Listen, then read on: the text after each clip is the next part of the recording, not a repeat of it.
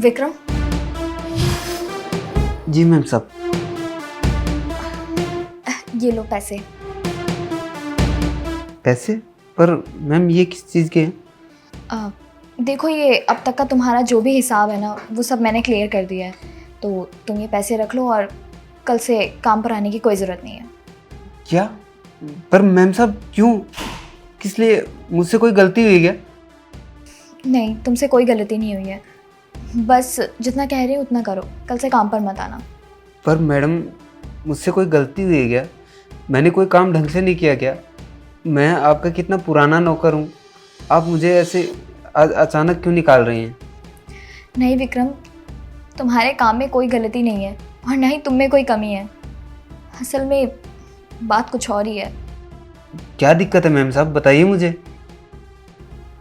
वो तुम्हारे साहब की नौकरी चली गई है विक्रम, और उनकी नौकरी जाने की वजह से घर पर मुसीबतों का पहाड़ टूट पड़ा है। तुम्हें पता है, इस घर में हम कुछ वक्त पहले ही आए हैं और तुम तो जानते ही हो, 6-7 महीने पहले इस घर में आने के लिए हम लोगों ने अपनी सारी जमा पूंजी लगा दी थी। यहाँ तक कि हमने बाहर से पैसे कर्ज लिए थे और बैंक से लोन भी लिया था। लेकिन इस तरह अचानक से तुम्हारे साहब की नौकरी जाने की वजह से बहुत सारी परेशानियाँ आ चुकी हैं।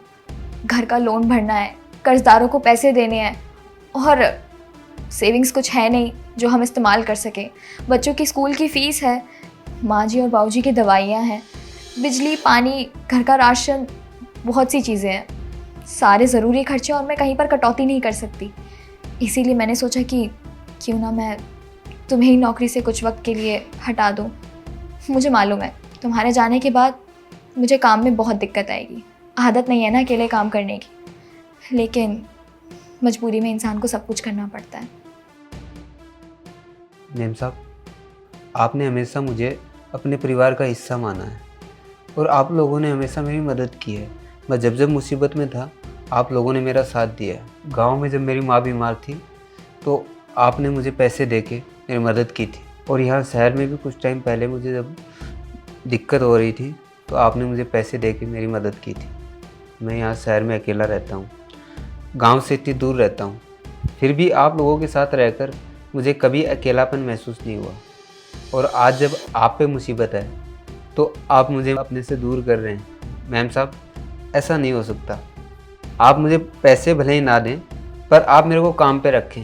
मैं आपसे कभी पैसे नहीं मांगूंगा, और जब साहब की नौकरी लग जाए तो आप मुझे पैसे दे देना। और एक काम कीजिए, आप ये पैसे रखिए।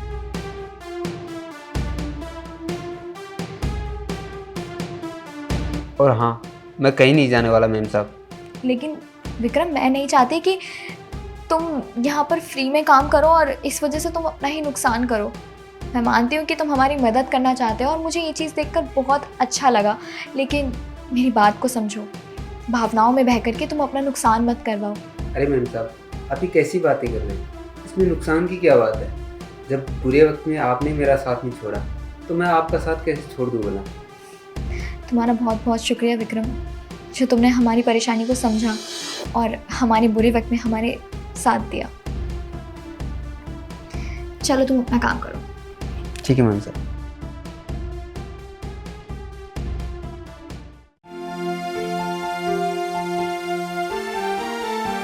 मैम साहब दूध। अरे भैया, अच्छा हुआ कि आप आ गए। मुझे लगा ही था कि आप होंगे। चलिए, आप ये पैसे रखिए और कल से दूध मत लाइएगा। मैम साहब, अगर कोई दिक्कत आई है तो बताइए ना। मेरा दूध खराब आता है क्या? और मैं तो पानी भी नहीं मिलाता दूसरों की तरह। तो हिसाब क्यों कर रही हैं आप? मुझसे कोई गलती हो तो उसके लिए मैं हाथ जोड़ के माफ़ी मांगता हूँ आपसे। अरे नहीं भैया, ऐसी कोई बात नहीं है। बस थोड़ी सी परेशानियां चल रही है तो मैंने सोचा कि आपको मना कर देती हूँ कि आप डेली डेली दूध मत लाइएगा। अगर दूध खत्म होगा तो मैं जाकर आपकी दुकान से ले आऊँगी, पर अब घर पर मत दीजिएगा दूध।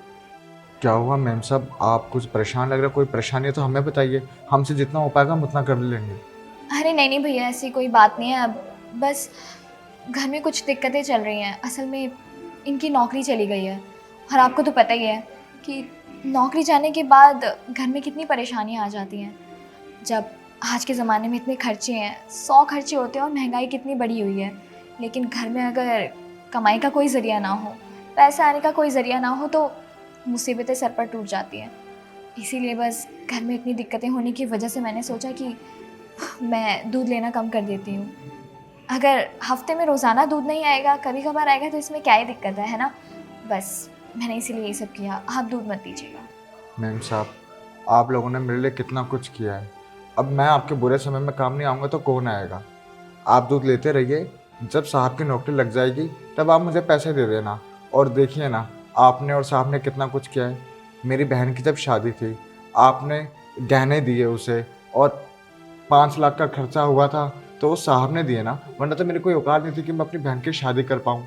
और दूसरी बात, जब मैं बीमार हुआ था तो आप लोगों ने मेरा इलाज कराया, वरना आज मैं पता नहीं यहाँ पर होता या नहीं होता। ये सब आप ही की तो मेहरबानी है। और मैम साहब, जब आप लोगों का बुरा वक्त आया है तो मेरा कहीं ना कहीं फ़र्ज़ बनता है ना कि मैं भी आपकी मदद करूं। सबसे पहले आप ये पैसे पकड़िए मैम साहब, प्लीज़।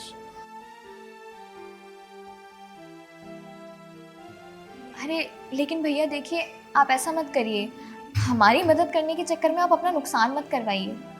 मैम साहब, अपनों का नुकसान नहीं होता।